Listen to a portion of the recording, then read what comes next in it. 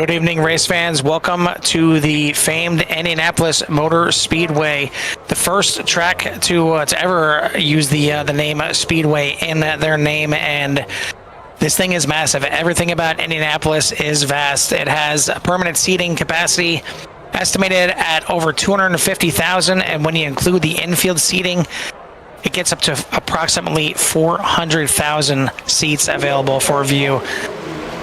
It's famously known to promote that the infield perimeter of the track can hold Wimbledon, the Rome's Coliseum, the Kentucky Derby, Yankee Stadium, the Rose Bowl, and entirety of Vatican City, and still have room to spare. So, yeah, it's a little big. It's a 2.5-mile speedway, and this thing is unlike any other. It is the Brickyard. Obviously, the only bricks left now are the start-finish line, but 4 corners, and you look at the track map, and it looks like just, okay, 4 corners exactly the same. Not the case at all. Every one of these corners just has a unique little difference to them, and you got to know how to handle each one of them. Carl Hamrick joined in the booth by Jimmy Covert. Jimmy, another race here for VVR, the penultimate round here at Indianapolis. We finally get to run it. It got postponed from earlier with the issues with iRacing, but we are here at IMS. Yeah, it's going to be a great evening here at Indy, and it usually puts on a great race.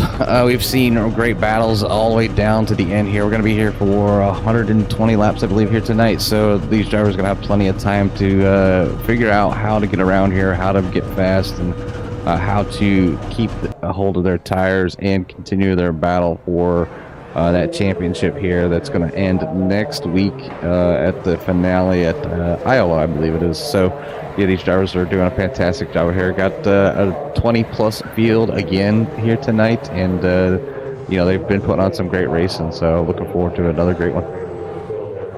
Yeah, absolutely. I mean, coming in here, the points may be just about all settled and square. Dalton Kilroe comes in with a 68-point lead over Joshua Divers, Derek Paulson, Len McNeese, and Gordon Larson Jr. making up the final spots in the top 5. But there's still some pride on the line here. These drivers still want to try and finish the season strong, get it set up for next season, which it's already in the talks, in the works for season 2 for these boys. And I would assume if it's anything like this one, it's going to be a good one. There's going to be a lot of talent all the way through the field, but it's going to be hard to stop Dalton Kilroe, as he has been the man all season. He's got 5 wins on the season. Derek Paulson with 4, Brian Dees, Michael Pratt, all having 1 win as well. But Andrew Paleschi has been the one that has maybe been the most consistent, and the one that's been kind of climbing the boards lately, as he has 4 wins on the season as well. But tough to stop those MFRD boys.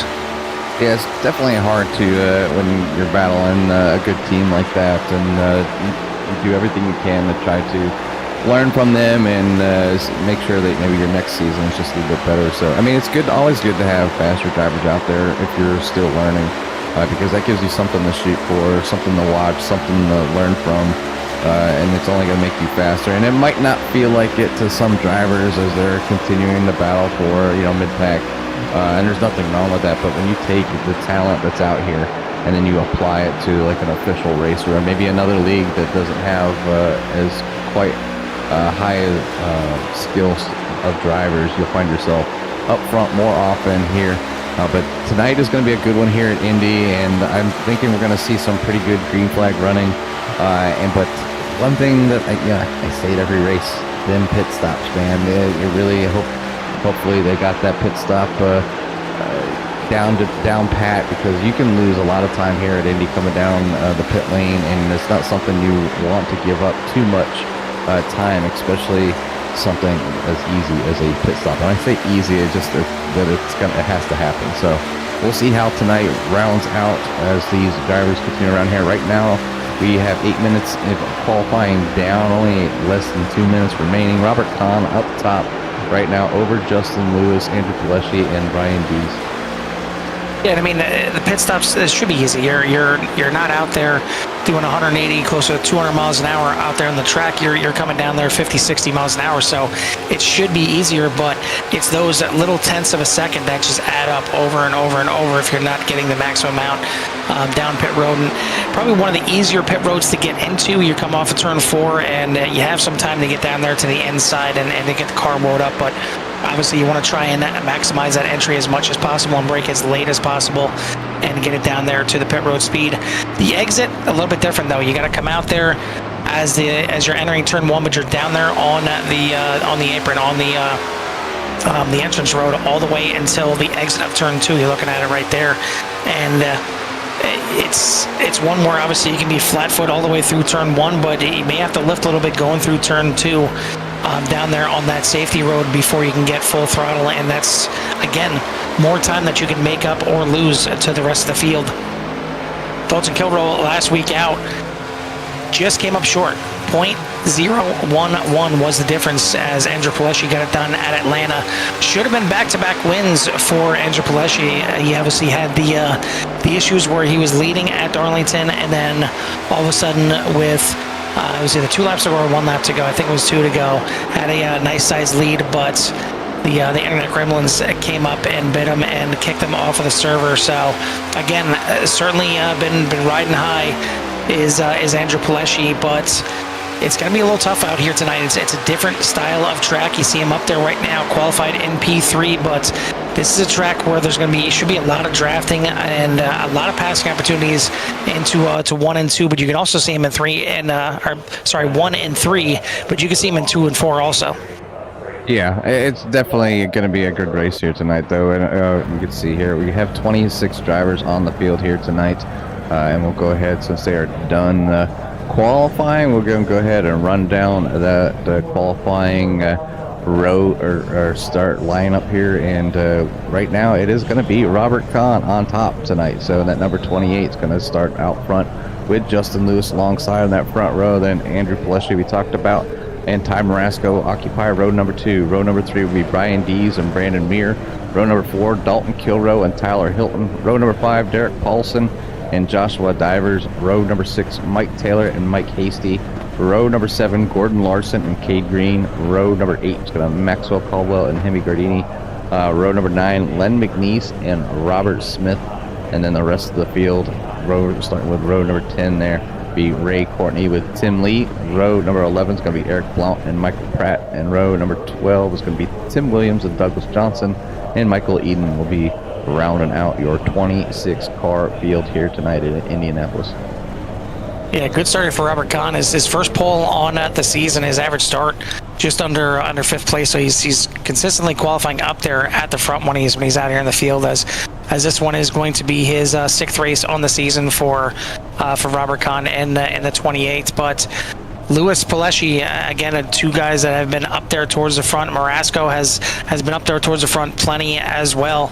It's all about the closing for Marasco. He's had plenty of fast cars out there. It's just closing the deal and getting it done. But we are getting set for 80 laps here tonight. Again, the penultimate round just tonight and next week at Iowa before we officially crown the champion here for Season 1 for the Virtual Velocity Racing. But it's been a blast this season. I love being on board here, and we're happy to be on board here with CRN and taking these guys through their first season. But we are getting ready to get this thing fired off. I think I need to reset my cameras here a little bit because it keeps resetting back to the left front for me for some reason. But we're ready to go, and this should be a good one here tonight. Yeah, sometimes hitting the fast forward button and live on your end might help out. It did for me last night for some reason. I don't know. SDK having SDK issues with the updates and stuff, but right now they are underway. Right now, getting ready to start this thing. They're going to make one full lap around, one parade lap here before the pace car comes in, and that number 28 leading them down the start here for their race tonight. So what do you have out there? What do you think is going to get this thing done? Again, only 2 races left to claim at that first victory on the season. So far, we have, of course, as I was just about to announce it, We have 8 different winners here on the season, so there's plenty of cars in the field here looking to grab that first win on the season. And I know one of them that is looking to try and grab it is Ty Marasco. He's pretty much been the best of the rest this whole season, especially in MFRD. He's had plenty of chances, plenty of fast cars out there. Again, can he put everything together? Can he fend off his teammates along with Lewis and Pelesci and Robert Kahn up there to try and get this thing done? Well, we're going to find out in 80 laps time as they come through. Again, a long track here. It's 2.5 miles. It's as big as Daytona, big as Talladega, but certainly nothing like those tracks at all. This thing is going to be as fast, but you're going to have to let off the gas a little bit, maybe drag the brake a little bit going through these corners. It's still going to have plenty of drafting and plenty of close racing. Pace car is off, and it is in the hands of, actually, not off yet, there he goes. Off the track now and in the hands of Barney for the start. It's such a long... Now they're entering that critical restart zone. The green flag is out as they get underway here. Robert Kahn on the loud pedals and head down to turn number 1. They're going to be side by side heading down here, and it's really one of those tracks you can run too wide here, Carl, especially early with tires, but you have to be careful because it's almost like 4 straightaways. You have 4 separate corners with the short chutes in between those corners, so drivers really have to carry that speed through those corners and not tear up them tires too quickly. And you really got to be mindful of those cold tires in the beginning as well, as it can very easily catch you off guard and send you up into the wall. You see the O2 there on the start, getting very close to the outside wall, and could have ended his race early, could have ended the race of a lot of people very early, but looked like he was able to keep it off the wall at least. But change for second place there. Brian Dees now moving up into second place, but out front it is indeed Robert Kahn at the front, trying to lead this thing, trying to stretch out here a little bit. Yeah, even though drafting is going to happen here tonight, we have seen in the past that if a driver kind of really bingos the first few laps here and really drives smooth enough to hold on to those tires, you can break away from the field. But here comes Dees right up to the back of Kahn for the lead. And it could be just, obviously Dees maybe running a little bit harder, but, maybe just not letting Robert Kahn stretch his legs too far, keep that pressure on him, make him use up his tires just a little bit. But you're going to get into that rhythm here with plenty of laps here tonight, and tires are a big part here, especially getting around here. You can pretty much burn them out if you're too hard on them in probably about 10 laps or so. And then the car really starts to kind of get a little pushy there, but these cars definitely drive around here pretty good, and they're looking to have a fantastic race. Looks like they're pretty much single file for the most part, except back there with Kilwell. Looks like Brandon Meir looking to the inside of that number 41, trying to get a position. I'd like to see if we can see what happened to Ty Marasco here on the start. We talked so much about him on the start, and then all of a sudden take the green flag and he jumped into pit lane. So I'm not sure exactly what happened to the number 1 here, but certainly way off the back of the pack, and trying to see what exactly happened here on the start. I just went back to that hit and rewind here, see if we can see what happened here. And I'm wondering if it might have been something where he glitched out or something that he had to hop back out there, but ended up starting from pit lane. So he is going to need a caution to get back in the mix of this thing already. And that is a shame after a very good starting spot, starting up there in 4th. But now he's going to have to just kind of hang on and survive and hope that somebody brings out a caution, as Mir is new to the series and trying to get his name out there already. Already going to the inside here. Pelesci taking over 4th place right now. Up 2 spots is Mir. Looking towards the back of the pack, the biggest mover right now, Ray Courtney, up 6 spots, up to 14th position. Michael Pratt, shocker, he started back there in 22nd place. Well, I guess it is, as he did qualify last week, and it kind of threw me off for sure. I know you weren't here, Jimmy, but I was kind of scratching my head here a little bit. But Michael Pratt started 22nd, up to 18th position right now, up 4 spots. But good start for the boys here at VVR on lap number 5. Yeah, everything's going smoothly so far, and I think a lot of drivers are, maybe early on thinking that mindset, stretch that field a little bit, save them tires, and get your pit strategy going here if it's going to go green. And so maybe some drivers just taking a little bit easier now than later, so they have something for the end. Ooh, you see a little bit of wiggle there by the 08 as he got pretty low down there on the apron, but was able to hold on to it right there in front of Tim Lee. We're just kind of seeing how Tim's doing back there. Tim's a busy person running the league and usually gets some pretty good runs in, so just checking out to see where our league owner is at running tonight in that VVR machine, stapled with all our sponsors that help this league go around here on CRN. And those sponsors, we'll give them a shout out now, being Goldline Guardians, Fort Worth Screen Printing, and Hilton Crafts and Designs. But out front, it is still the 28 of Robert Kahn. Brandon Meir now up into second place, not messing around here at the start of this one. He wants to get up there towards the front. Brian Dees in third, Justin Lewis, Dalton Kilrow in the top 5. Pileshi falling back there to 6th. But we've seen this before. We've seen Pileshi just kind of fall back in the beginning and really kind of conserve those tires for the end of the run. Derek Paulson in 7th. Tyler Hilton, Joshua Divers, and Mike Taylor rounding out your top 10 here as we start lap number 7. Still plenty of racing to go, but Jimmy, again, this is not Talladega, it's not Daytona, but we go back to the pits. You kind of need friends to come in here with the drafting that you're going to be doing here. You can't just pit alone. You need friends to come with you. Yeah, and you can see back, look at the track map, you see the one of Ty Marasco back there catching up to the back of the 38 of Hilton Young. So he's going to need, use maybe some of that lap traffic in order to help keep him within the running here and hope for caution to kind of come out and catch him up to the field. So Ty's definitely has a long night ahead of him and some work to do, and I'm sure he's hoping for a caution. One of the few drivers hoping for a caution, but right now the person not looking for a caution is Brandon Meir and Robert Kahn as they continue to battle up front.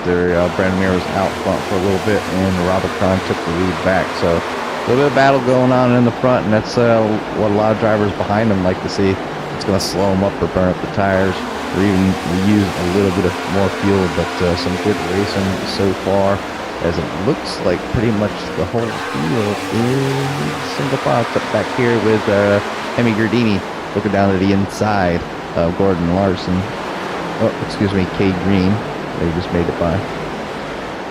Yeah, and kind of surprising. We've seen the last time down the front stretch, Dalton Kilrow peaked to the inside of Justin Lewis, and even Derek Paulson peaking the inside of Pileshi. But everybody just being calm right now, and it's I'm thinking it's most likely the calm before the storm is the 08 of Robert Smith in pit lane a little bit early. This seems like a very, very early on scheduled pit stop here for the 08. But yeah, I'm kind of a little surprised here that it's been pretty much just quiet, single file racing here. Nothing special, nothing to see, nobody getting too aggressive. I mean, Ray Courtney right now, biggest mover of the race, still up 9 spots now and just about to crack the top 10, but just in 11th place right now. But you see right there on that front right, could have been a meatball situation for Robert Smith, as it is certainly banged in on that right front a bit. But getting back live here, Robert Kahn still holding off Brandon Meir, as Meir now looking to the inside in the turn number 1. And that 33 wants to get to the lead, and he is going to do so. We'll see if Kahn can get back. And he's not even close to try the crossover coming off of turn number 1. So Brandon Meir drives through the field, started in 6th place, and now leading the field in his inaugural VVR race. Yeah, just trying to get out front, get this thing going, and lead some laps, and see if he can pull away. And it's a different animal being out front. Obviously you get that clean air. You're not in that dirty air, and Carl, as many times as we've ran here with other vehicles, we know how much dirty air can affect pretty much any car, and it definitely makes the whether you're burning up tires a little bit more or whatnot. But yeah, get up there out front in that clean air, get around here, get some laps led, and as Brandon Muir is definitely one to chase around here, so doing a good job. I see Eric Blount just hopped to the pits as well. Not quite sure what happened there. Yeah, I think he's just having some issues. He hasn't even started the race yet, as he's been trying to get out there, but I don't think he's having good luck in doing that. But yeah, I mean, this place, again, it can seem very easy, but that air coming off the car in front of you, especially if you're down there on the bottom trying to work a pass, and that driver comes from the outside to the inside and kind of cuts across your nose mid-corner, that thing, it's like it hits, you can almost feel the wall of air that hits that car, that upsets the car, and it just wants to go straight directly to the outside wall, whether it's out of turn 2 or turn 4. So that can be really devastating, and you really have to plan for it. You have to understand that that's what's going to happen, and you have to be ready for it, because if you're kind of second guessing, or you're just a little bit late to the party, that car's going into the wall. There's nothing you can do about it. Yeah, you really got to pay attention. So, but right now it is Brandon Muir out front with Robert Kahn in P number 2, Brian Dees in 3rd, Dalton Kilrose sitting in P number 4, Derek Paulson's in 5th, Justin Lewis, Andrew Koleshi, Tyler Hilton, Joshua Divers, and Mike Taylor are currently your top 10. Muir got to the lead, and he's trying to stretch it out here a little bit. Obviously, the draft is going to keep Robert Kahn still in play, but it's already out there to almost a half a second lead. So Muir certainly has something for the field here in his first start. But field's starting to spread out here a little bit. You're starting to see just a little bit of gap, and you're starting to see almost all of those circles instead of just little half circles all the way through on that track map. So the entire field really starting to stretch out, and I think that's a tribute to these tires starting to get worn in here a little bit. I know it's only 13 laps in, but it doesn't take long. You drive 1 or 2 corners wrong, you see the 0-2 right there of Tyler Hilton. He started up there in 8th place, got up a little bit closer to the top 5, but he's been dropping back since, and now that little bobble off of turn number 2 is going to send him back to 10th. Yeah, and it just might be a case of just over driving those tires just that little bit, making the tires greasy, and it's going to take a few laps and some self-discipline to gain control of the tire situation underneath that Ford Mustang. So we'll see Toyota Supra, for that 02. So we'll see what Tyler Hilton has for the rest of the evening, but definitely having a little bit of trouble with his tires currently. But we've got some moves being made back here by Mike Hasty. I see he made it around Mike Taylor. So these drivers here, Mike Hasty looking to move forward. He's up 1 spot, but we continue to watch Ray Courtney, as he is the biggest mover so far of the race. He is up big 11 impact spots. there, a couple impacts there in the back. Sorry to jump in, but Hilton Young hitting the wall hard off of turn number 2 a couple times. He did keep it straight, and I guess the wall kind of straightened him out, but that is, maybe it wasn't the 38. The 38 is back there by himself, so it wasn't a 38. There was a car that looked like his deeper in the pack, but that was some hard impacts there coming off of the corner. And yeah, right there, I think it's might be not Tim Lee, so it's a couple behind Len McNeese here. But he's there it is. There's some right front damage on Tim Williams. Yeah, but it wasn't him. It was a like a red and white car. But anyway, either way, we are still green flag racing here. As you see Hemi Gherardini getting into the wall here a little bit off of turn number 3. Typically, you don't see it too often. 1 and 3 aren't too terrible. It's just you're trying to get anything and everything out of those corners. But typically, you see the action coming out of both 2 and 4 as the car just really wants to push out there. And obviously, you're trying to get as much power down as quick as possible to send you down those long straightaways. Yeah, they're very long straightaways too. And it takes a long time, and you need that momentum coming off the corners in order to make the pass. And usually the pass isn't being finished or being made until the entrance of either 3 or 1. So and that's just somebody out braking somebody or driving a little bit deeper. So they got to be careful not to miss their braking points and being able to get that car to rotate. So far, so good. 16 laps of green flag racing here tonight so far at Indy, with Brandon Meir out front over Robert Kahn, Brian Dees, Dalton Kilrow, and Derek Paulson.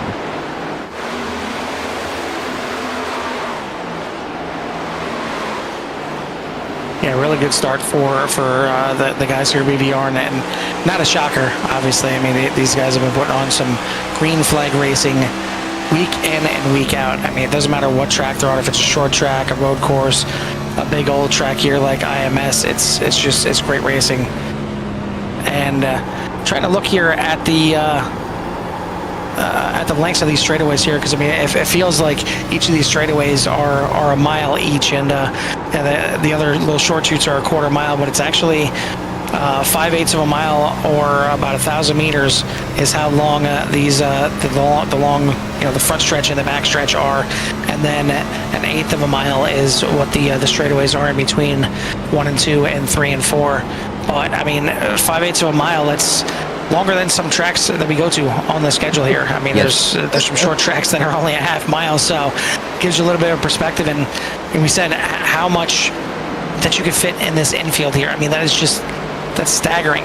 I mean, it's just hard to picture and hard to imagine, without taking a look and seeing how big this thing is. But I digress. Our leader is in the pits. We could be seeing the start of the pit cycle here, and the 33 was certainly out there for a few laps, and it's nice getting that clean air, but you're also pushing all that air out from everybody, and you're going to be using up the most amount of fuel. And he was driving pretty hard from the beginning, so not a shocker that the 33 is one of the first ones into the pits, but this could very well start the pit cycle here for everyone, as Hemi Gherardini also in pit lane this time. Yeah, Hemi and Brandon Meir are already in. You can see that you can pit and get back out in front of the leaders, if you're up front, but you could be in danger of going a lap down. Looks like the 71 at Hemi is going to go a lap down, as he is just exiting the pits there as the leaders are going by. So middle of the pack, if you're in the middle, looks like you're going to go a lap down, so you're hoping that everything goes clean and green. But you can see that 33 of Robert Kahn, the Brandon Meir, excuse me, right there. So he is about a quarter of the track in front of the leaders. So, but other people coming down the pit right now. Got Tyler Hilton, Gordon Larson, Tim Lee, and Tim Williams all in the pits right now, trying to take some. It looks like fuel only for a lot of these drivers, with only 18, 19 laps. So we should see the rest of the drivers coming down very shortly, as this race is clicking away fairly quickly here tonight, which is always a good thing. Now you're getting more people coming down. You got Derek Paulson, Robert Kahn coming down in as well. So yeah, pit lane getting hot and heavy here. There's a big mess of drivers coming down here right this time by. So that's Robert Kahn, Derek Paulson, Andrew Pleshy, Joshua Divers, Mike Hasey, Cade Green, Michael Pratt, Ty Marasco. That's going to leave the 17 of Brian Dees out front with Dalton Kilrow in tow. And then Ray Courtney, I know it's pit cycle time, but he's up 17 spots sitting in P 3. Well, I was noticing two things here during the pit cycle. One, the 33 and the 28 stretched out a sizable lead. There was about a 2-second gap back to third place Brian Dees at the time. But I'm starting to see why. Brian Dees, Dalton Kilrow still working together, still out there on lap number 20. And 20 is pretty significant as they both lock it up coming into pit lane. Hopefully they got it woed up in time. But you're getting to the quarter way mark. I mean, if you're pitting on lap 18, 19, even 17 there for Brandon Meir, you're going to have an extra pit stop involved in there. So if you can get it to lap 20 and then lap 40 and lap 60, so on and so forth, you're going to be able to cut out one of those pit stops. So this is very interesting to see these drivers stretching it out to lap number 20. And if it stays green the whole way, they could be looking pretty nice at the end. That extra lap or two, especially with green flag racing, it really can stretch things out and possibly even get rid of a pit stop altogether. But that's going to put the 28 of, let's see, Dalton Kilrow is still out there. Actually, they're coming down. They're coming out. It looks like Robert Kahn's right there. You see the 28. Yeah. Yep, the 28 Robert Kahn already on by, and Brandon Muir now going by as well. But Robert Kahn, a nice in and out as he gets himself a 1 1/4 second lead now over Brandon Muir. And really, I mean, the pit road time kind of tells a story. I mean, he was about 1.3 seconds faster than Brandon Muir for his total pit lane time, and that is absolutely huge. The pit time, the time that he was in the pits, is actually a little bit slower, but he gains so much time on the totality of the pit stop, and you see it right there, 45.1 to 46.5, and that's why he goes from second to first and out to a nice sizable lead. Yeah, you can see Dalton Kilroy having a fantastic pit stop too there, 44.4. Fastest, or I say almost the fastest one, but you have Ty Marasco down there with a 44.2. So, you know, the MFRD guys really putting in some time for pit lane and going to make up some time there. Now, Ty Marasco, obviously we've seen him like back in the pack, but now currently up to P number 17. So, working hard to get back that number 1 back up front, as we know that he had some speed, so he's got a long way. This is a long fight for him for the evening because of some early troubles. I'm not quite sure what they were. You know, we don't have any crew broadcasters or anything down there where you go down and figure out exactly what happened, but we're gonna see. I'm sure we'll see that number 1 up towards the front before the end of the evening, as we still have plenty more racing to go. And you know, if we're gonna have 18, 19 lap pit stops, you know, we're gonna look about another 3 or 4 times that they're gonna have to execute that, and you know, being able to make up a second and a half in pits is gonna be amazing for some of these drivers.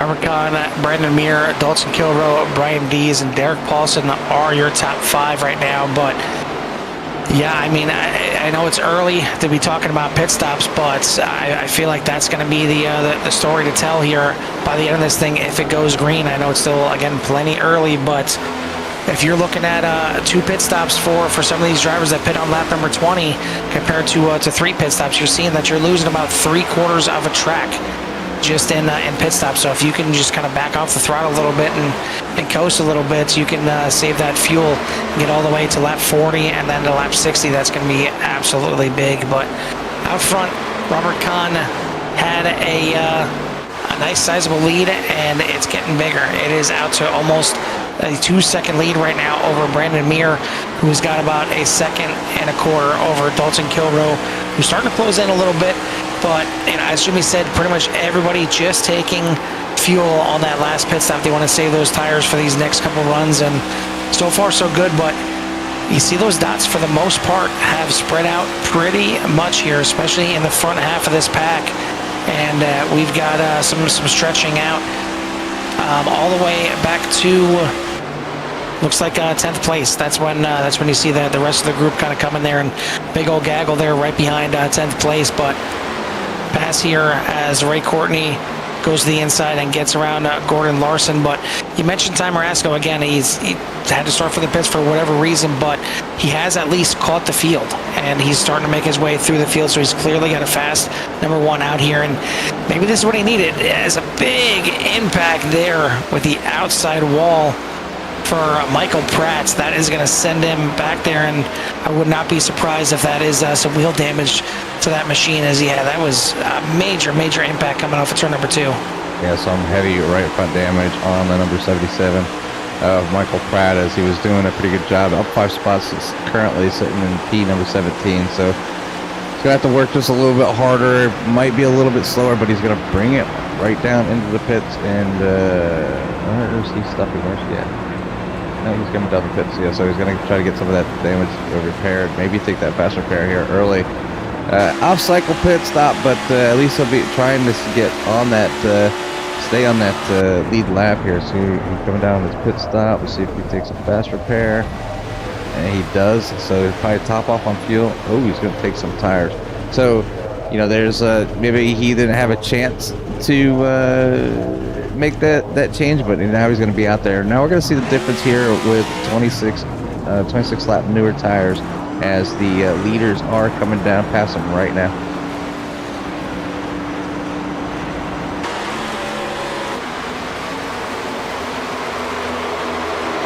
And step away for just a quick second. I will be right back, Jimmy. But I mean, it's been lean and green here for VVR, and I would expect nothing less. And hopefully, I don't get to miss anything. But I will be right back to the booth in a second.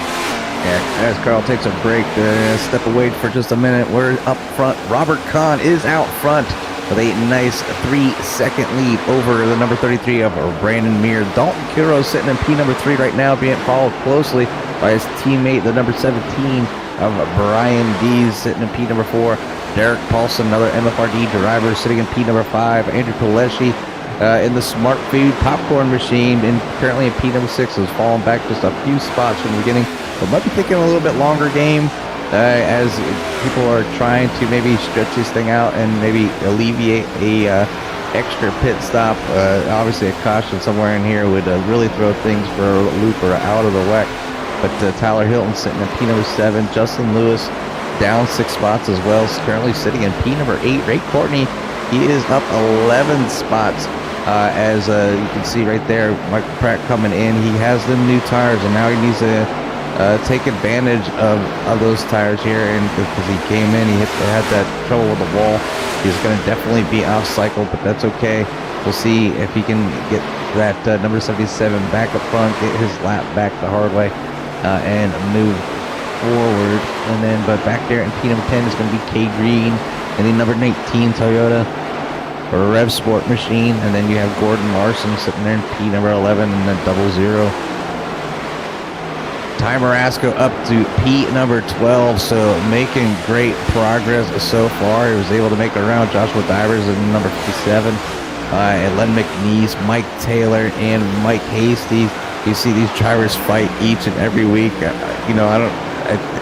Sometimes you wonder if they're holding hands. They're close almost every single race, but having a good run back here. Mid-pack right now. Then Maxwell Caldwell sitting there in P number 17. Tim Lee up to P number 18, up 3 spots. So good run so far for Tim. Tim Williams is in P number 19. He's up 4 spots. Our other Canadian besides Ray Courtney out there. Hemi Gardini out there sitting in P number 20. Having a little bit of trouble tonight. See some right front damage on that number 71. So not having quite the run that he wanted here tonight. Michael Pratt working hard to get back up there. Is currently sitting in P number 21. He's on them newer tires moving forward. So, but he has some other drivers he needs to get around in order to get on the lead lap. So I am sure that Michael Pratt would love a caution right about now so he can get hit back on the lead lap. So he is in the lucky dog spot. And then right behind him is Robert Smith in that 08 that had some troubles earlier as well as he came in. Oh, and then we have a Brandon Meir crashed here on lap number 30. No caution yet. Oh, and it looks like he might have. Oh, and there he goes. Boom, just off the track. Yeah, I'm just joining back in here, and that was kind of weird how that happened. I'm not sure if he hit the wall and it shot him down there, but it looks like that thing just turned directly to the left. I'm not sure if that was maybe wheel failure or something like that. Because right there, it just shoots directly to the left on the straightaway. So certainly some again a wheel failure or a disconnection or something happened there. That the 33 just turned directly to the left, and that looks like it may end up ending his night, and that is a shame. Again, a great start to his VVR career here, running up front for a few laps and then currently running in second, but that is going to take him probably out of this race and out of the running. And now the lead for Robert Kahn went from a pretty decent-sized lead to a massive lead here, 5.6 seconds ahead of Brian Dees and Dalton Kilroy, but I don't think these guys are really pushing too much.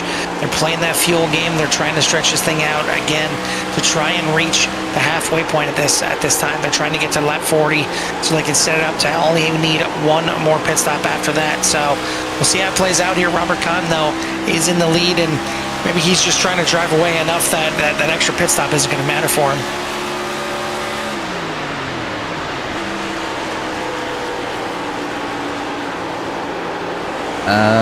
Yeah, so doing a good job right now, sitting in. You talked about some of these drivers kind of maybe playing a little bit longer game. Brian Dees and Dalton Kilrow, obviously they came in at lap 20, so probably just saving that just a little bit of fuel, alleviating like that whole extra pit stop that might be needed. You got a few drivers that are on the same kind of pit strategy. You got Brian Dees, Dalton Kilrow, Justin Lewis, Ray Courtney, Len McNeese, Mike Taylor, and Maxwell Caldwell all came in. Michael Pratt was in there on lap 25, but he had an incident. Tyler Hilton came in there at lap 30, so we're getting close to another round of pit stops here soon, though, Carl, as we're on lap 33 of 80, and trying to figure out who and when this thing will end and who will be the winner here tonight. Yeah, still got plenty of racing left, not at the halfway point just yet, but we should be seeing the pit stop starting in about 5 laps or so. But right now, Robert Kahn enjoying a sizable lead over Brian Dees, Dalton Kilrow, Derek Paulson as the MFRD teammates 2, 3, and 4 right now, with Ty Marasco cracking the top 10. So a great drive back for the 1. But the rest of the guys in the top 10 are Andrew Pileshi in 5th, Justin Lewis, Cade Green, Ray Courtney, and Gordon Larson. But again, I'm just every once in a while I'm just taking a peek back as Dalton Kilrow gets into the wall. But as I was saying, I'm taking a peek back and looking at that 1. That 1 has been charging him through the field. He's kind of stuck right now, just getting through into the top 10. He's got a little bit of a gap here to catch up to Gordon Larson. But once he does, he's got a position or 2 yet that he can get with Gordon Larson, Cade Green. But after that, he's got a big chunk that he's got to gain to move up a little bit further up into to get to the 07 of Justin Lewis. We'll see how it plays out. Again, I think fuel is got to be on these drivers' minds, getting close to this halfway point right now. And if you didn't realize it on that first pit stop, you're going to be realizing it now, where you're setting in regards to your fuel strategy, your pit strategy, and how this thing's going to play out. Yeah, definitely going to be interesting. And I think since we're coming up on that halfway mark, we're going to go ahead and we'll do a little bit of Love to Hear It, as these guys have been putting in some great green flag runs. So we're going to turn down the mics, turn them up, and do a little bit of Love to Hear It.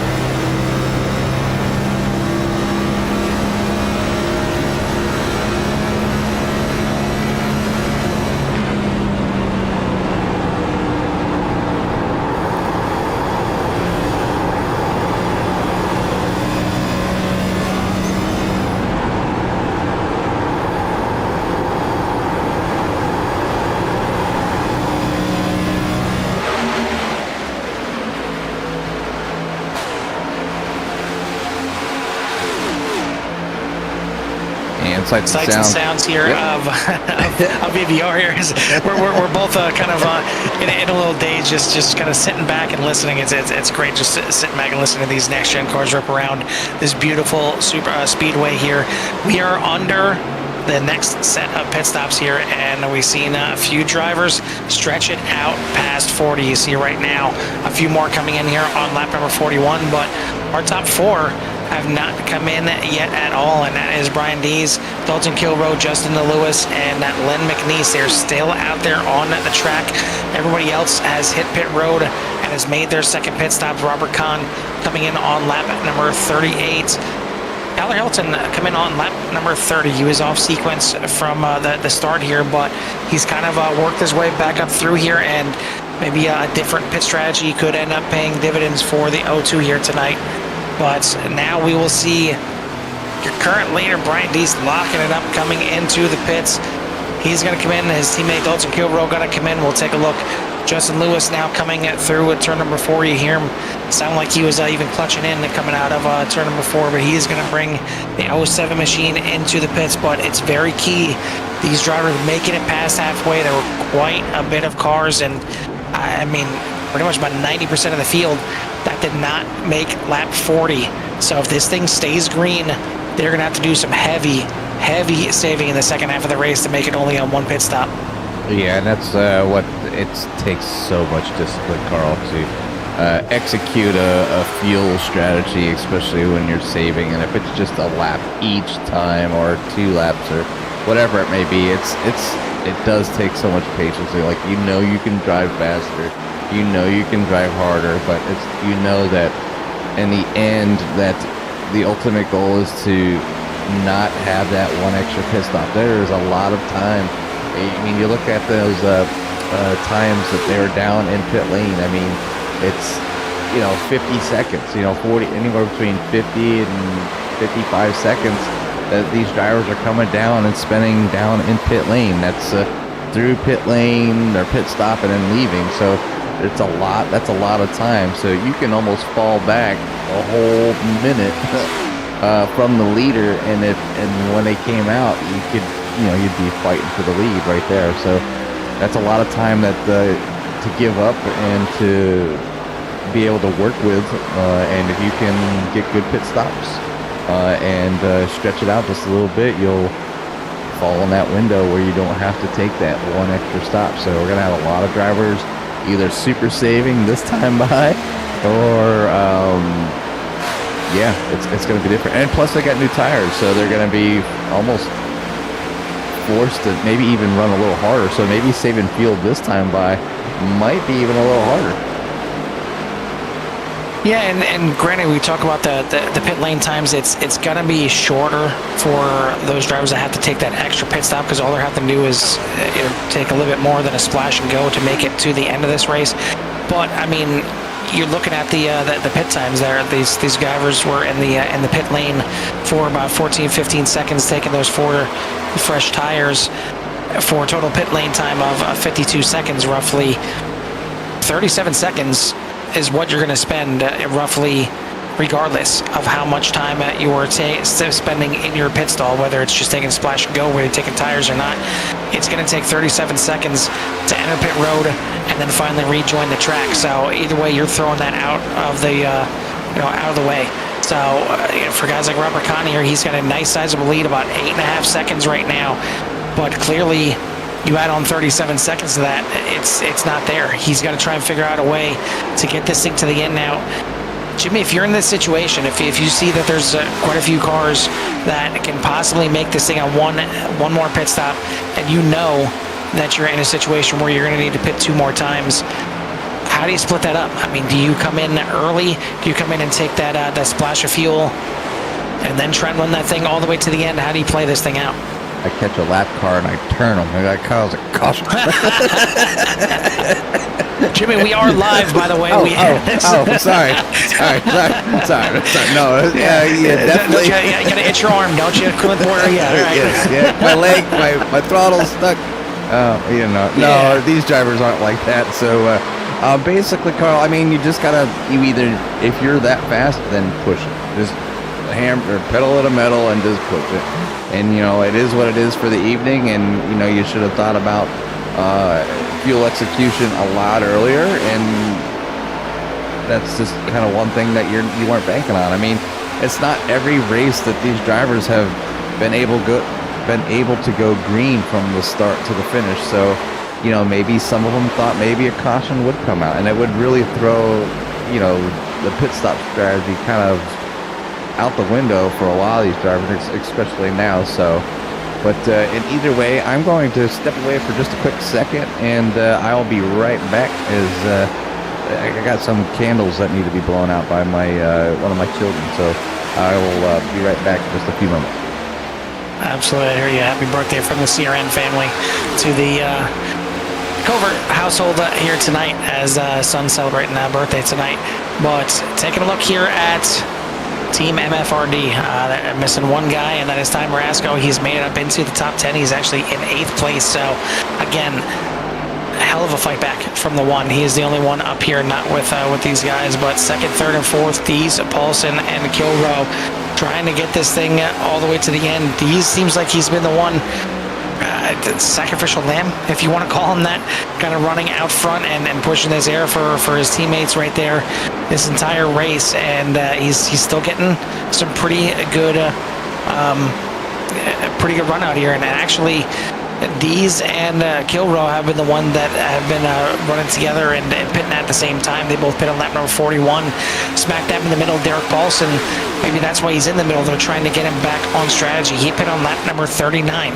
So he is one of the cars that did not make it to lap 40. So pretty interesting to see how this thing is going to play out. We are past the halfway point now, and it's when things are going to start getting spicy here. We talk about the cautions. This surprisingly, as fast as this track is, with all the drafting, with how close these cars are, the fact that you can go too wide, but it gets a little sketchy. You can get a lot of aero push from cars in front of you, and you can get into the wall. You can bang off the wall.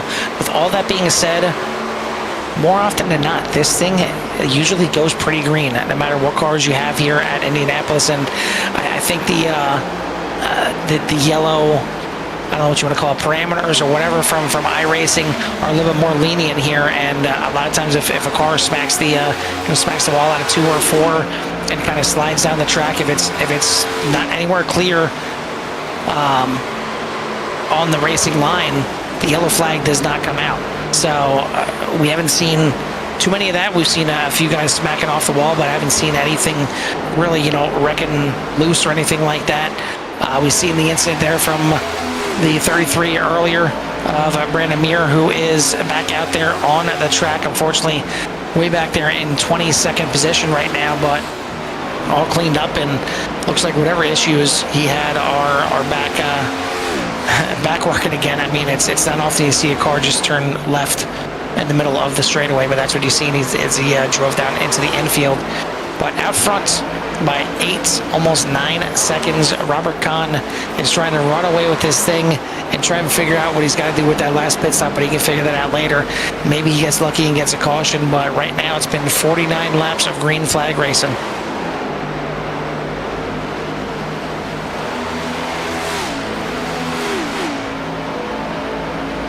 Well, we got a moment. Want to thank everybody out there tuning in here tonight, and again, as always, let us know who your driver is. Let us know who you're rooting for, who you want to see out there getting some TV time, and we'll certainly try to showcase him out there. Who do you think is going to win this thing? I know Barry's picked thoughts of Kilrow. He's been riding with the 41 for quite some time, and well, it's not a bad pick. He's always up there in the mix, and always having a chance at winning, and looking like he's going to win this championship this season. Currently running in 4th place here tonight.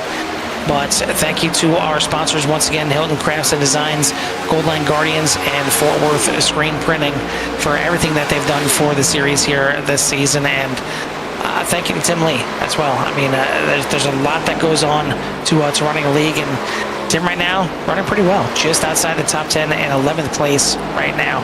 So good to have him back out here on the track with the boys, and I know he's always happy when he gets a chance to get out here and race and have a good time, and especially when he sees the league doing this well. It's a lot of labor, and you have to really love what you're doing running a league. Trust me, I know.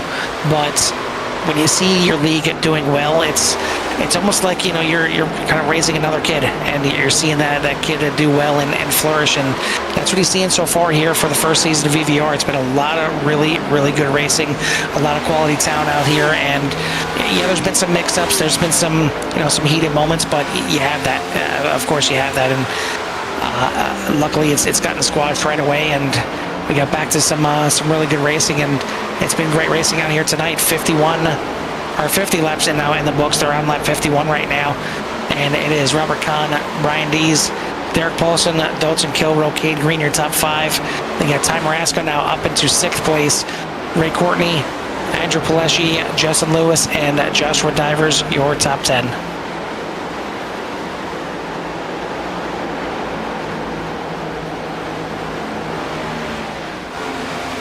Ray Courtney has kind of been the talk of the big movers here tonight. We mentioned it earlier when he was only up, you know, 4 or 6 spots. He is still the biggest mover in the race. Again, started back there in 20th position, so he is up 13 spots here in the 99, and doing a fantastic job out here. Some other big movers, we've seen Tim Lee is up into to 11th place. He's up 10 spots. Tim Williams right behind him. He is up 11 spots after starting back there in 23rd position. So some big movers there. Cade Green up into the top 5 after starting in 14th as well. So a lot of drivers making some big moves here at Indianapolis, and it can definitely be done. Again, there's plenty of passing opportunities, but when it comes down to it, who has got the fuel to make this thing on one more pit stop? I think there's a lot of guys that are going to have to come in for a splash and go. But out front, now by 8 seconds, is still Robert Kahn.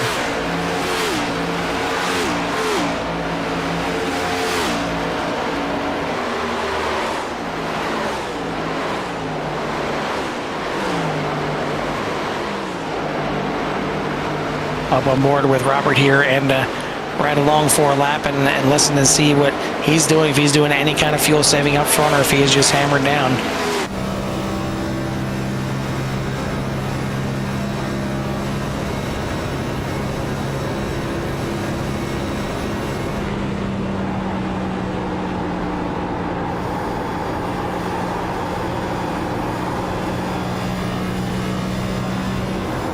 And you get an idea, yeah, those tires screeching through the corner, just begging and trying to get grip for the driver, and you see him almost just kind of sliding out of the corner. But 160 miles per hour through turn number 2 there, and you see him getting close to, and I think even eclipsing 180 miles per hour down the backstretch into turn number 3. And it just seems like he's just kind of, he's riding along right now. I don't think he's putting any kind of blazing times in. I think it's a little bit too late to be in a fuel saving mode, but any bit that you can save here with this big lead, it may pay dividends in the end and at least get him closer to a top 5. He may not be able to get the win here tonight, but we'll see. We still got a long race to go. We still got 26 laps to go now at the line. We're right on board now with Brian Dees and listen to what he's doing, and you see a lot faster here for Dees. 191 miles an hour heading into turn number 1. And chocolate cake was very good, and these drivers would love to have some to celebrate that win. Yes. But it's a little early yet. No celebrating yet. 26 laps remaining, and I see Robert Kahn is still out front over Brian Dees, Dalton Kilroe, Derek Paulson, Cade Green, and here comes the number 1, Ty Marasco. Yeah, I don't think there's any let up from Ty from the beginning of this race, and again, hell of a fight back. I mean, he was buried all the way in the back, nowhere near the field, and had to fight his way back just to get into the mix here, and he was still kind of on pace to maybe make this thing on one more stop, and he still kind of is. You see him just, or you hear him at least, kind of clutching in and going through these corners. Paid on lap number 39, so very close to stretching this thing out on one more stop. And I'm sure on this last run after they come in for the final pit stop, I think you're going to hear a lot of clutching in this last run. A lot of drivers out there clutching in and trying to alleviate that one stop. And you know, you talked about it. You know, Robert Kahn out there to an 18-second gap, running full speed. So if he can have himself a good pit stop. Yeah. Yep. My bad. But yeah, definitely. 18 seconds over. It was overtime, Rasco. Yeah. So, but he's gonna need to do what he needs to do to try to stay out front, and so just kind of put the hammer down or just super save. So we'll find out. They're gonna come in that window here. We've seen some drivers going 21, 22 laps, so he might be good. Maybe. We'll find out.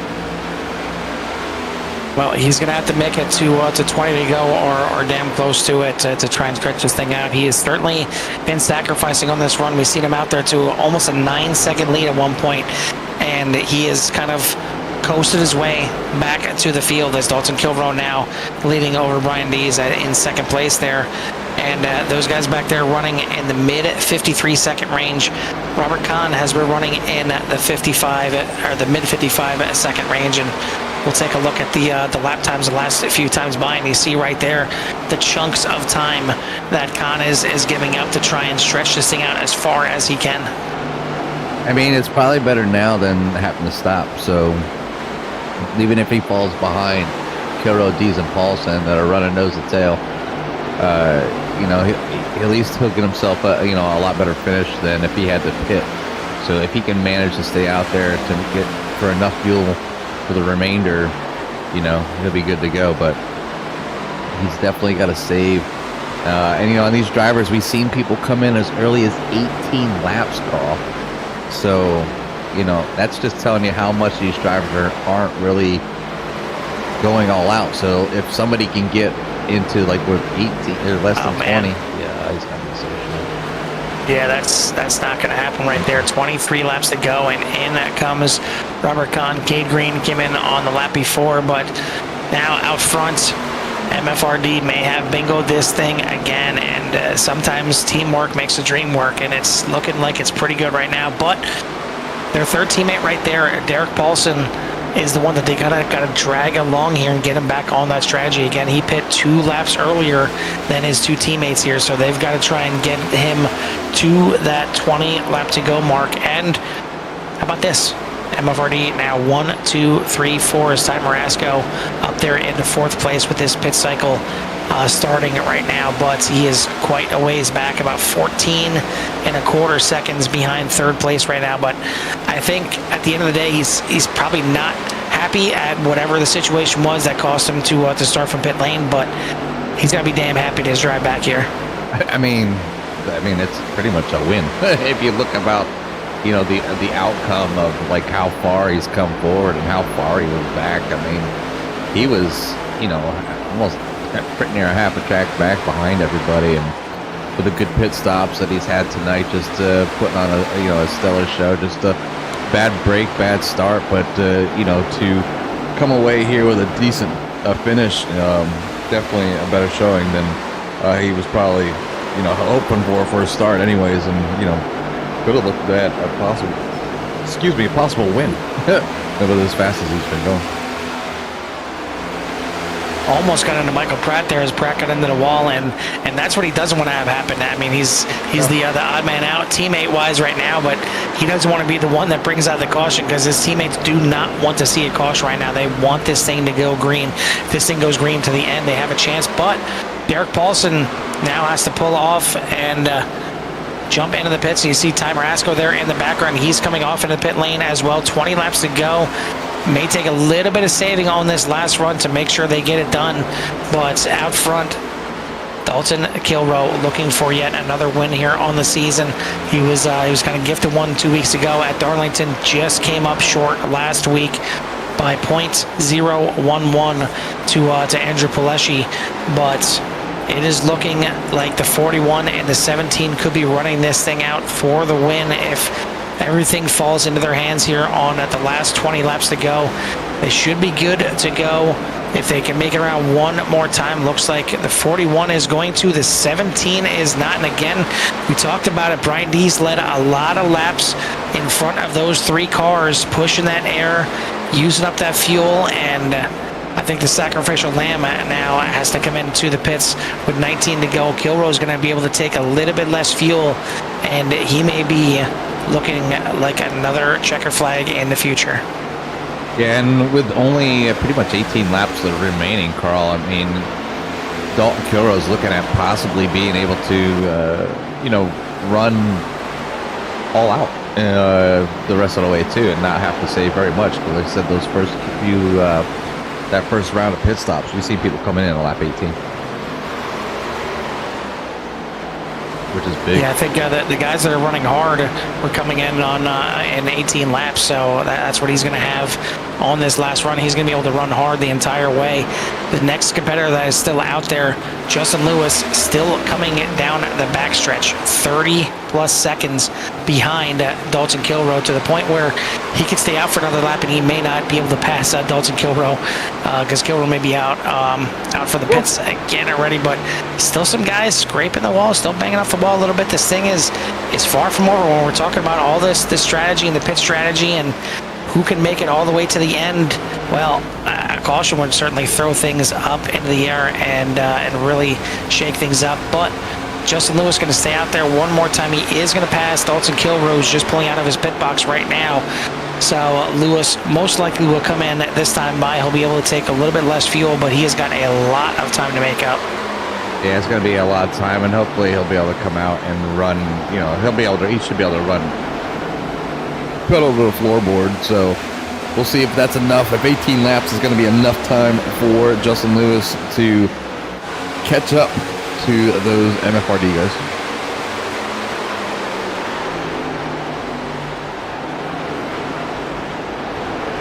That Barry out there saying, "Gosh, it would be nice for some." Certainly for Dalton Kilroe and Brian Dees, they don't want to see a caution, and probably neither is Justin Lewis. He may be looking at a top three regardless here, as he now will make it into the pits. Dalton Kilroe ends up getting out there in the lead. It looks like Robert Kahn has been out there again trying to save, knowing that he cannot make it to the end. But here we go now down the front stretch. It is Kilroe, Dees, Kahn, and Paulson. 1, 2, 3, 4. This is the closest we've seen the top three, top four all night. But again, Kilroe does not have to wait for anybody. He can just hammer down right now. He has got the most fuel out of all these guys, and that's what he wants to do. He wants to run them as hard as he can to try and use up their fuel. Yeah, I mean, that's what I'm doing. If I was one of the last ones out there, and I got a little bit of a lead right now, and I know that they have to save probably just at least a half a lap. So they're going to need a few laps to coast around a little bit, and we'll see how well those drivers can execute that to see if they can catch Dalton Kilroe. But it's looking pretty good for that number 41 here tonight. Up 6 spots from the start, followed by Brian Dees, Robert Kahn, Derek Paulson. Ty Marasco sitting in P number 5 right now. Cade Green's in 6th. Gordon Larson, Justin Lewis, Tim Williams, Tim Lee, Andrew Pileshi, Joshua Divers, Len McNeese are all on the lead lap. Then you have Tyler Hilton, Maxwell Caldwell, Michael Pratt, Ray Courtney, Mike Hasties, Mike Taylor, Robert Smith in the pits right now, Brandon Meir, Hemi Gardini, Eric Blount, Hilton Young, Michael Eden, and Douglas Johnson for your 26 driver field. Yeah, taking a look at the last time these drivers came in the pits, and you see it right there. Not too many drivers that there's a lot of drivers that stretch it out on that little run right there to get it to lap 60. But there's quite a few at the front that definitely need to come in again. Gordon Larson still needs to come in, as he last pit on lap number 47, so he should be coming in the next few laps. Cade Green at pit on lap number 57, so he is going to be due back in the pits as well. And then Robert Kahn is the one that is just trying to use up these guys as much as possible to try and get a draft, try and save some fuel. But it is going to be an uphill battle, to say the least, all the way to the end of this thing. 15 laps to go. Kilroe leads everyone once again. It's been a while in this race until we've seen that 41 take the lead, but like always, he's taking the lead when he needs to, and that's what he's doing right now. He's out in front, 15 to go, and really it could very well take a caution to have any chance for anyone else to catch him. Yeah, he's just kind of up there. He's got plenty of fuel. He doesn't really have to save at all. And it's on the other drivers to burn up what they got to catch them. And MFRD guys, the teammates, he's probably not too worried about them. Robert Kahn, he's got everything to win and lose here, as he's in the mix here with the MFRD drivers right now, trying to show that he belongs up front. And we've seen him up front leading, so coming down to a little bit of a fuel strategy game here tonight at Indy. Just happened to work out that way with the amount of fuel that these cars have and burn. So just not able to save the amount of fuel that some drivers were thinking well ahead, and rightfully so. I mean, it's not, like I said, it's not every race that you get out here and you start and then it just goes green the whole time.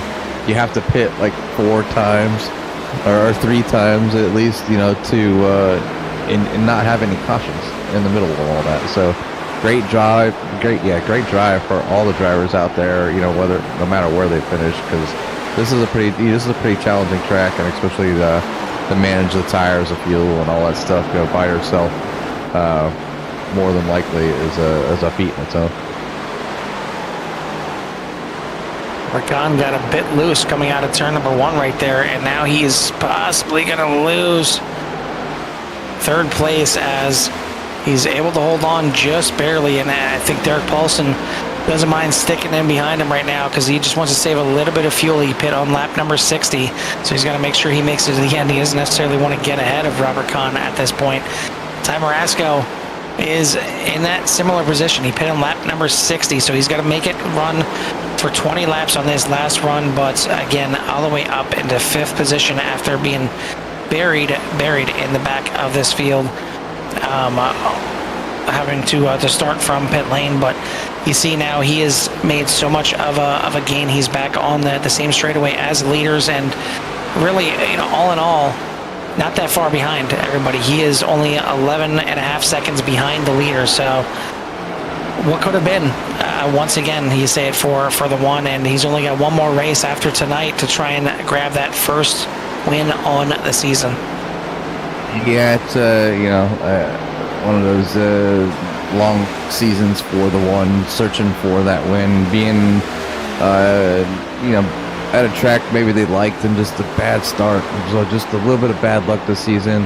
Had some great races, and where they were up front or leading for a while, but it just has not happened for the one so far this year. So we'll see if they can turn around maybe next race at Iowa, or see how, when they come back, and see how well Ty Marasco, because I'm sure he'll put in some little more homework and a little more time, and see if he can get a little lady luck on his side for next season, I'm sure. So, but right now, Cade Green jumps to the pits, relinquishing there. He's in P number 6. So, but yeah, it's Dalton Kill out front over Brian Dees, Derek Paulson, Robert Kahn slides back to P number 4. Then it's Ty Marasco, Justin Lewis, and Joshua Divers, Andrew Fleshy, Len McNeese, and Tyler Hook. Interesting little tidbit here about the Speedway that I'm just kind of looking through and finding interesting is the first event at the Speedway was not a motorcycle race. It was not a car race. It was a balloon race. And as funny as that sounds, more than 2 months before the oval was completed, a helium gas-filled balloon competition was held on the grounds, and it was attended by a reported crowd of 40,000 as 9 balloons lifted off racing for trophies. The balloon by the name of Universal City won the race, landing 382 miles away in Alabama after spending more than a day aloft. I'm just going to go ahead and say no thanks. Do not sign me up for that trip. That does not sound fun at all. Congrats, but no thanks. I mean, they're lucky they just kind of drifted over yonder, and they didn't get to go out to sea. But yeah, it's something that there's a lot of people out there. They actually they fly them big old balloons, and rely on the weather and everything, and not as much control as like in a helicopter or an airplane.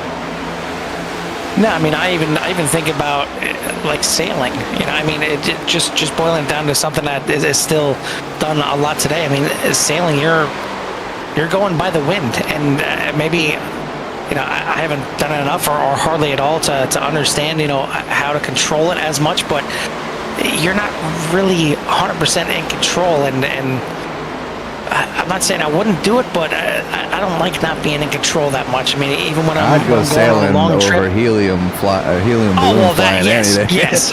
Not only am I on the ground, I will agree. but when you learn to sail, you learn how to to cut the wind and how to work them sails to your favor, and you can actually move forward with wind in your face, which is. And that's what I don't get. That's what doesn't make sense to me. Major damage. Yeah, that looks like it was the 99 of Ray Courtney, and we talked about him several times. And man, this is kind of back-to-back race where we see something funny happening with iRacing here. As last night we seen the Keith Powell truck flapping up and down, and here tonight the right front fender just kind of flapping back and forth there on the 99, but that was a hard impact. Try and take a look back and see what happened. I didn't see anything pop up. Totally locked up. He has no steering in that tire at all. I didn't see anything in SDK, just trying to see where maybe he started dropping back, but that is some heavy impact there. We'll go back to the lead. I'll try and take a look back and see if we can find where that was. It's a tough break for the 99 as he continues to drop through the field with only 7 laps remaining. Dalton Kilroe leads the way, followed by Brian Dees, Derek Paulson, Robert Kahn, back there in P number 4, Ty Marasco, and P number 5, Justin Lewis. So only 5 or 6 drivers remain on the lead lap.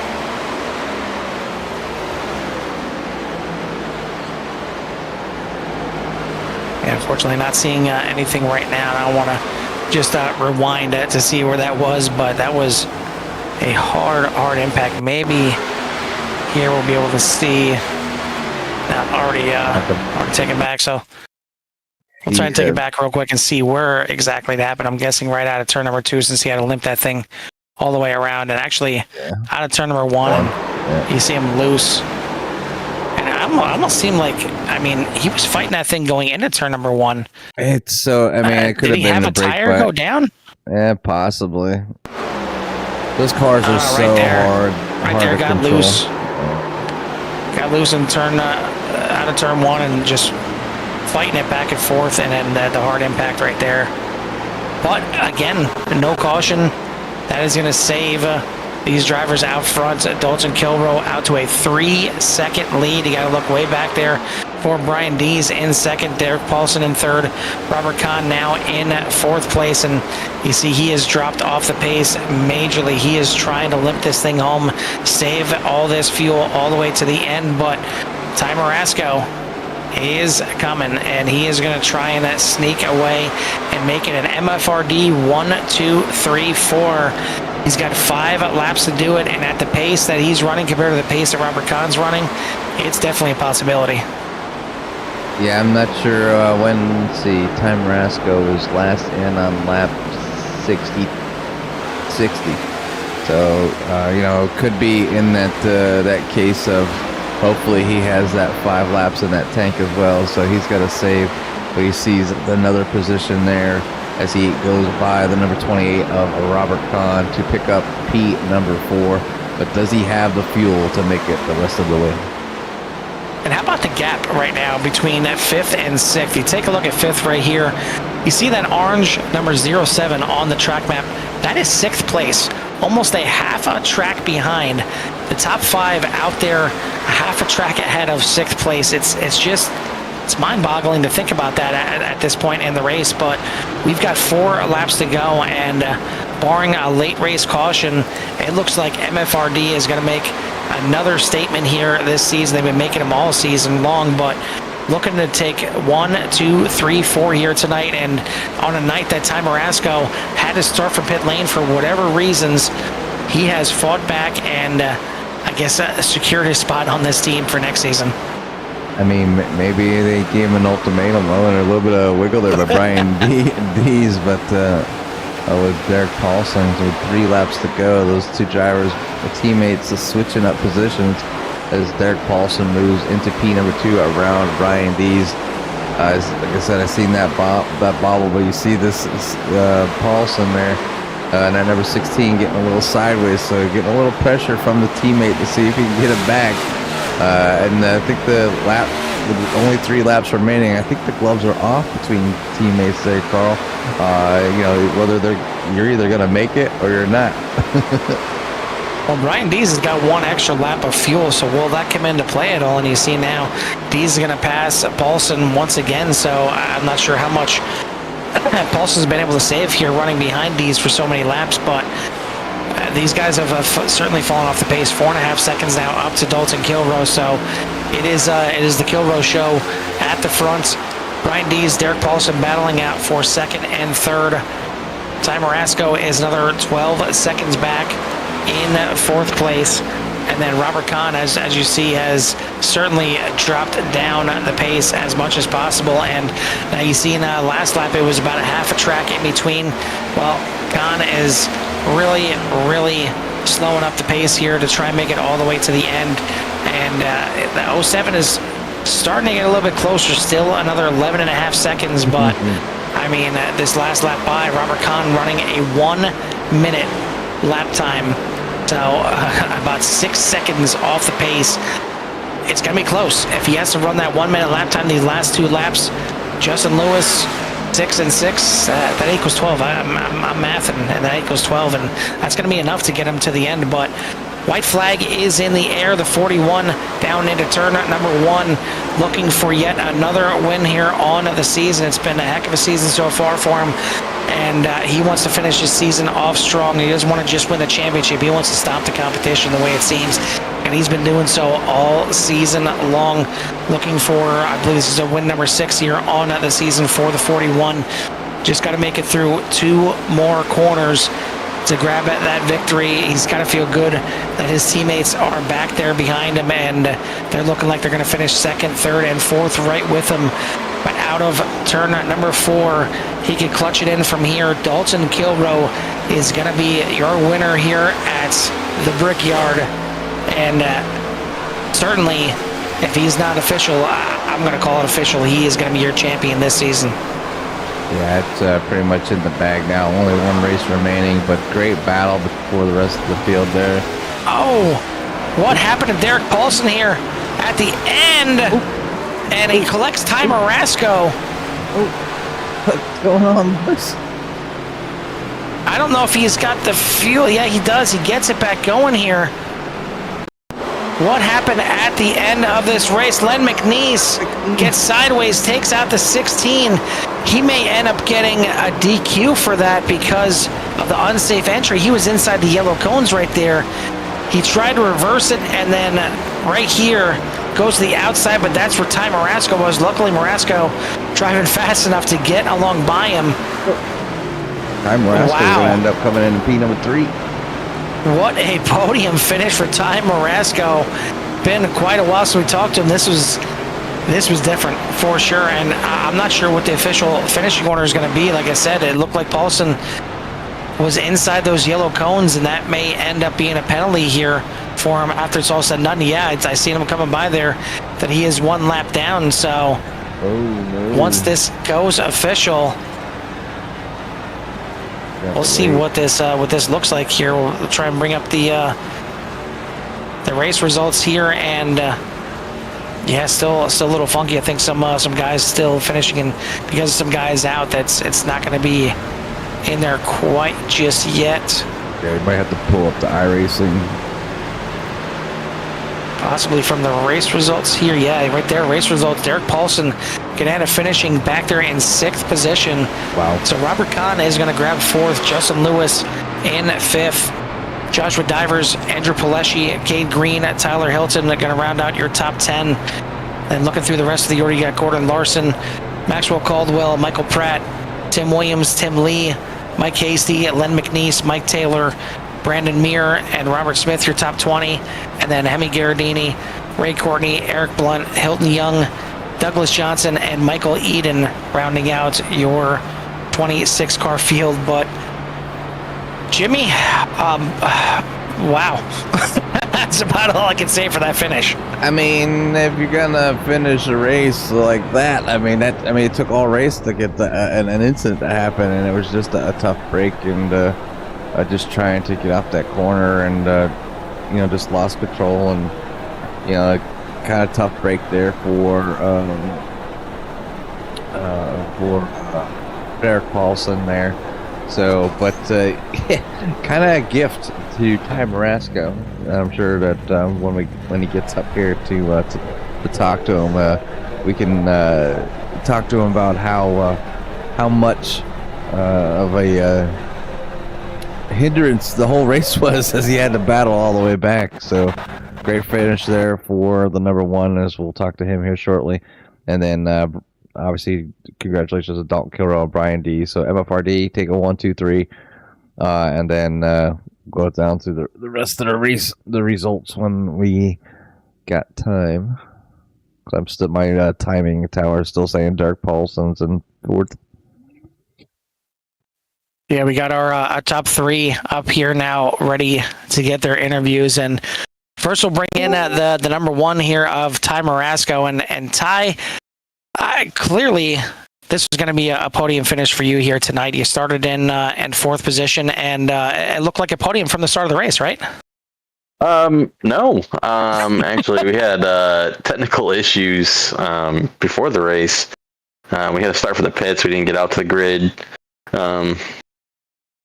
So, yeah, we started from the pits, and from there, we were kind of like, just hoping for a caution. And then kind of all race played out. I kind of drove my way up to 10th and really had a fast number one Ford Mustang, MFRD Ford Mustang tonight.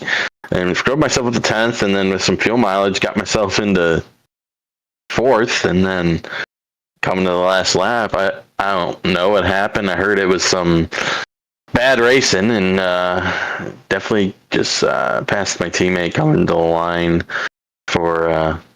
third. It definitely was not what I thought. Definitely thought MFRD 1, 2, 3, 4.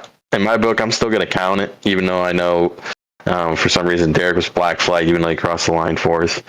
But yeah, he got shot on the inside of the yellow cones there, and I kind of figured that's what's going to happen. Yeah, but I think it's for him it's fourth place, and it sucks for him. I hate that happened, especially just two guys running really hard for no reason. I went back and looked at it, but again, fast MFRD cars out here tonight, and played the fuel mileage game from the beginning.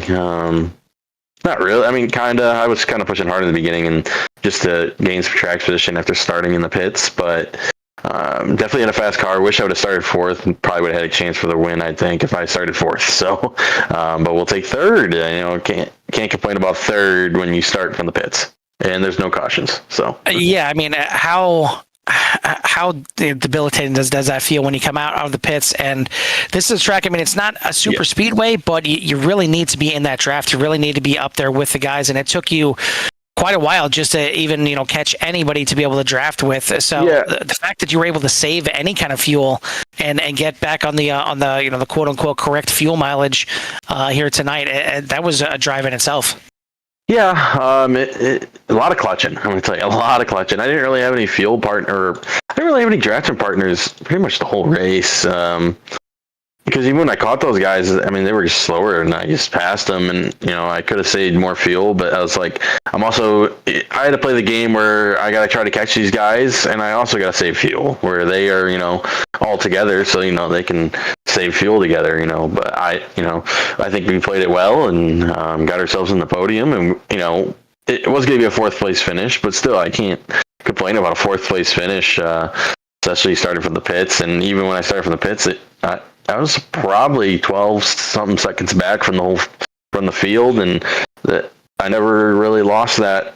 I was farther back, but I was able to make up time with my speed, and then the fuel mileage helped me get the third place. So obviously, I know you're still looking for your first one in the season. I'm sure that the team probably razzed you a little bit that you're the last one on the team yet to get a win here this season. But this race here tonight, given all the circumstances that played out here, the fact that you started from the pits, you didn't get any cautions to help you out here, you had to still save fuel while driving hard all the way through the field. Is this the drive of the season for you here tonight? I think so. I was thinking that in the middle of the race, where like, man, I'm fast. Like, I know some, like there's a good speed difference in this league, and it's a good competitive league though too. But just catching those guys from 10 seconds, catching the back of the pack. I was 10 seconds behind the back of the pack at one point, so just catching those guys and being able to save the fuel and be fast, it definitely feels like a win in my book. Didn't think it was going to happen this way. The saving fuel probably helped me get a few positions, but I still think we would have drove close to the top 5. If not, and I haven't got a win this season. Been kind of a little part-time, a little bit towards the end of the year here, but I think the next race, the last race, hopefully we can go out and win that one. If not, we can look forward to next season. Interested to see what kind of, I'm sure we'll change car again, and excited to look forward to that. All right, well, congrats on just one hell of a drive all the way back up here to the podium. Even if it was going to be a 4th place, that would still been a heck of a run. But you shove your way through your backwards teammate there on the front stretch to get that 3rd place. So congrats on the podium. Yeah, I was trying to honestly, when I saw him, I'm like, I could go around him, or I can just try to I didn't think he was going to make it across the line, so I was just trying. I was like, all right, let me see if I can freaking pound him at 180 mile an hour going and see if we can do anything. And it wasn't straight on the way I hit him, so it shoved him back down to the inside. But would have been interesting if I just pushed him. We were just. It was just a bump draft, nose to nose. It didn't work out too well. I was trying to just pound him across the line because he deserved 3rd. He had a good race, and him and Brian right there at the end. I'm sure you guys caught it.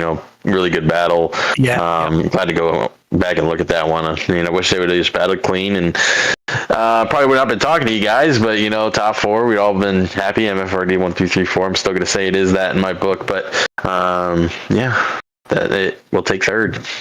All right, well, before we let you go and get out of here, who you want to give a shout-out to or thanks to? Mike Falk, MF Racing Designs, beautiful paint tonight, and beautiful fast number 1 Ford Mustang that we had. You guys in the booth do a great job. Can't wait to go back and look at it later on tonight or tomorrow. Definitely going to go back and watch. And, my teammates as well, good job for them tonight. Dalton, good win. And something about he's close in the championship points, so hopefully you can get that. And then Brian and Derek, obviously, good runs for them, and just glad when the whole team can run. We love when we can run up there like that. And I was kind of quiet all night on the radio, and they were like, "Oh, well, he's in 5th." I'm like, "Yeah, I was just kind of running my race, trying to not be sneaky, but I was kind of I'm just gonna sneak in here and see if anybody notices." Well, we certainly noticed all night watching you run up through the field. So congrats on the great run out here tonight. We'll see you next week at Iowa. See if you can finally crack through for that first win. Yeah, thank you, guys. That is 3rd place finisher here tonight, the one of Ty Marasco. 2nd place tonight, Jimmy is going to be the 17 of Brian Dees. Hey, Brian, Jimmy and Carl up in the booth. You copy? Got you guys. How's it going? All right, not too bad. You had a pretty, eventful, uneventful, a little bit of eventful there at the end with a nice, good battle between you and Derek Paulson, kind of switching back and forth. So great race. We know it was a lot of fuel saving and clutching, but how'd your race go tonight? And is there anything that you could have done different to maybe make it around that number 41? Yeah, it definitely got a little interesting at the end there. I really hate that for my teammate, Derek Paulson. He really had a good run tonight, and for it to end that way, I mean, I know the 2 lap cars we were with right there, they were battling for position 2, but you really hate to see that. So, hate that for him. But the rest of the night, pretty much going into it, knew that it was going to be a fuel mileage race if we didn't get any cautions. This race, or this league, is usually pretty clean, so I was pretty confident that, we had a good chance of going green the whole way. So pretty much my plan from the beginning. I got towards the front, got behind Robert, I think it was early, and just sat behind him. Figured I will use his draft, help me save some fuel. So worked out. Dalton at the end, I don't think I really had anything for him. It was kind of interesting, actually. We were kind of playing games with each other in chat, being teammates, about taking tires or not taking tires on the last stop, and we were both kind of trying to play the game against each other. When neither one of both of us pretty much knew exactly what we were going to do the whole time, but we were talking about it like, oh, maybe no tires. What do you think? Maybe, you know. So that was a little interesting. And then talking to him about it after, and we're both like, no, there was never a decision. Yeah, it's always good to have teammates, and you got to have a little bit of competition within the team. So you can maybe squeak out a win or a better spot. But absolutely, we race together all the time in a bunch of different leagues.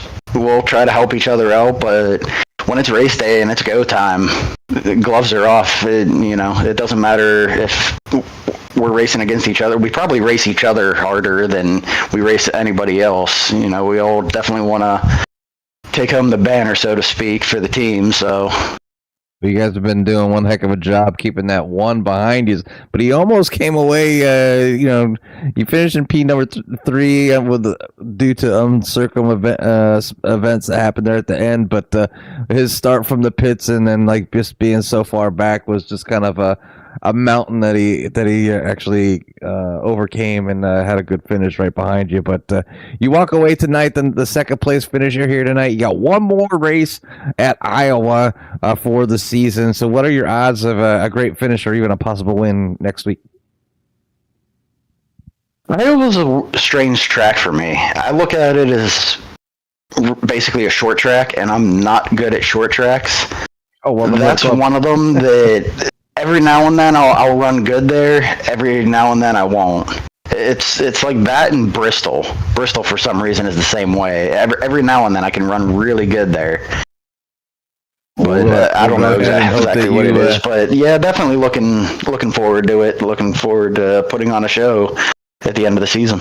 Yeah, we're definitely looking forward to seeing yourself and your MFRD teammates battling it out there at the end. As I know Dalton's in the running there for the championship, but there's always that one race, getting that win, carrying a torch at the final race into next season. And I'm not quite sure when the start of your next season is going to be, but if it's anywhere like this season in February, it's quite a little while to kind of hold it like, aha, I got the last win. So I hope and wish you the best for next race next week.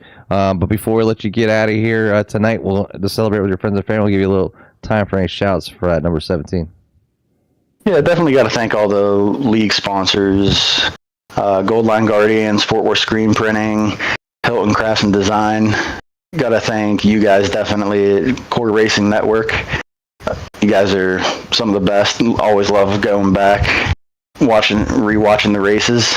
You guys definitely put on a good show. Got to thank the team sponsor, Michael Falk at MF Racing Designs. Might be a little bit biased here, but definitely think he's the best in the business as far as paints go. Gotta definitely also give a shout out to my teammates at MFRD. I think we're kind of the class of the field there. Could have had maybe even a 1, 2, 3, 4 finish without the disappointing end to Derek Paulson's night, but other than that, yeah, and big thanks to everybody who helps put this league on as well. It's a great league. It's a lot of fun, and definitely looking forward to finishing up, taking a little bit of time off, but looking forward to next season too. Well, we definitely appreciate the shout-outs here at CRN, and we look forward to seeing you next week and next season as well. So, but until next time, I guess we'll let you get out of here and go celebrate with your friends and family. Thanks, guys. Appreciate it. That is your second place finisher here tonight, the 17 of Brian Dees. Finally, we will bring in your winner tonight, the 41 of Dalton Kilroy. Dalton, another race where you kind of maybe had this thing in the bag a little bit earlier than some of these other guys out here realized it. Talking with some of your teammates, obviously rounding out the podium here tonight, you guys had it in knowledge pretty early that this was going to be a fuel mileage race if it were to go to green the whole way, and that's exactly what happened out here tonight. Yeah, definitely. I mean, I'm sure you guys have already heard, it was close from the beginning, and we just knew if we could just maybe stretch it like an extra lap, then we'd be good to cut out a whole pit stop and just ride comfortably, not have to worry about pitting extra, and just go. I keep saying it, but MFRD is a squad. We're all under a blanket when it comes to speed. So I knew it was going to be interesting when we were all still, excuse me, when we were all, what was it, like half a second, whereas between myself, Dees, and Derek Paulson, where we were just nose to tail, just drafting for like 10 laps. I knew it was going to be close. I didn't quite expect to start pulling a gap on them, but hey, I keep saying Indy's like my favorite track, so I guess that has something to do with it. Well, we've seen Dees come in a lap earlier than you on that last pit stop, and kind of wondered. It seemed like he was one leading the charge there for most of the race, and kind of pushing that air out in front of you, and maybe getting a little bit worse fuel mileage. Was that by design within the team to have him up front? Was he just more comfortable being up front, where you would just want to run at the back? I know I heard you guys certainly had some games going on when it came to the last pit stop, but how was it going on through the whole race? It wasn't really necessarily by design. I mean, for the first run, I know Brian just hung behind by the 28 for as long as he really could. Then everything kind of cycled out. Robert just kind of pulled away, and it was we were just chilling. You know, he was still able to get decent fuel mileage and obviously still make it being out front. It was just, honestly, for me, I never really got too much of a run at him because I was trying to save as well. I wasn't trying to force any issues. But no, it was, it was fun. It was fun. So 6th win on the season tonight here with the win at Indy. Still got one more to go, but you lock yourself in as the winningest driver here in the season, on top of pretty much locking up the point standings. I'm not sure if it's official yet or not, but should be the champion here on the season. What does it mean to you to grab the most wins on the season out of anybody out here? I mean, obviously you got your teammates to battle with, but there's some other really fast guys in the league. So to grab the most wins on the season has got to be pretty good. Yeah, it's definitely a confidence boost, especially with the slump I was in there for a little while, where it just seemed like nothing I really did ended up actually working out for me. So grateful to be kind of on the other side of that and starting to peak at probably one of the best times to do it. Because not only is it championship, crunch time for us here on Thursday night, it's championship crunch time for me and my Sunday night league too. So, there's a time to be getting hot and getting momentum. It's now. So I'm glad that seems to be the case. So the win's obviously impressive enough by itself with 6 wins, but this marks your 15th top 5 on the season out of 20 races. So 75% of the time you're coming in the top 5. What does it take to have that kind of consistency? Just trying to be smooth and not overdrive the race car. I know there's some guys that they see the car's got rails first lap or two, and they just want to lick the stamp and send it. But you got to be able to maximize driving the car at 85-90% of what you can do and be fast with it. And I feel like I've done a pretty good job of that just throughout my racing ever since I realized, hey, I should probably back it down a little bit and I'll be faster over a long run. And sure enough, it seems to be paying off. I'm not hitting the wall as much. I'm not, spinning out of the lead or anything stupid like that. Just staying smooth, consistent, and trying to, leave as much room as possible in case something was to happen. So that way it's minimizing damage.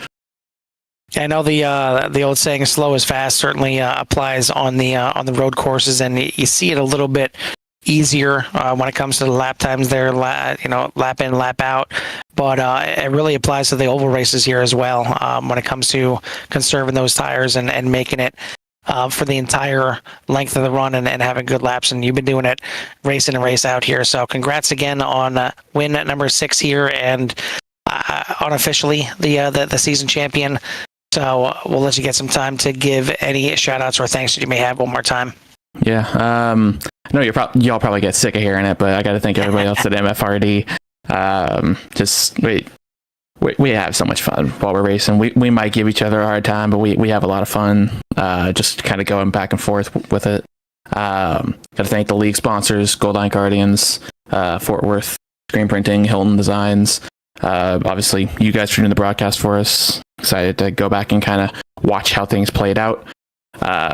Barry out in chat, what's going on, bro? And I gotta thank everybody else at Virtual Velocity Racing for putting the lead on, because this is probably this is some of the most fun I have doing racing.